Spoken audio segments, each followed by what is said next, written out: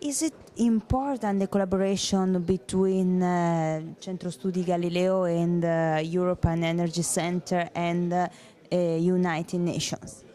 I think it's very important because the United Nations Environment Program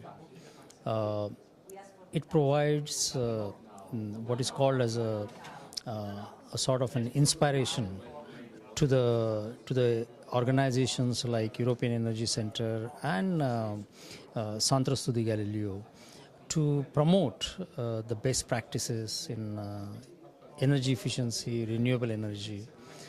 And such kind of activities of these centers are very important for the developing countries. I mean, today here in Heriot-Watt University, we have nearly 11 countries participating. And there are countries like Nigeria, India, Mexico, who are going to benefit from the information exchange and good examples and best practices in energy efficiency.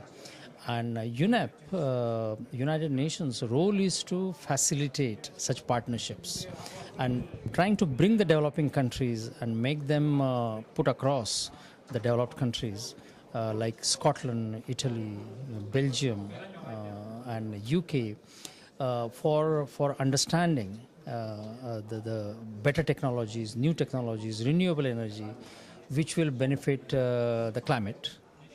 To communicate. But at the same time also save economy and money, those kind of things. And the future of renewable energy?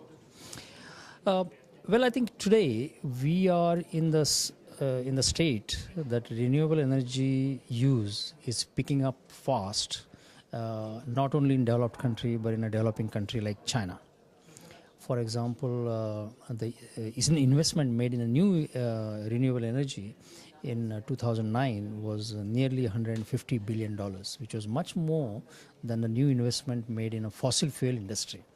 So obviously the investors are now thinking long term and not short term.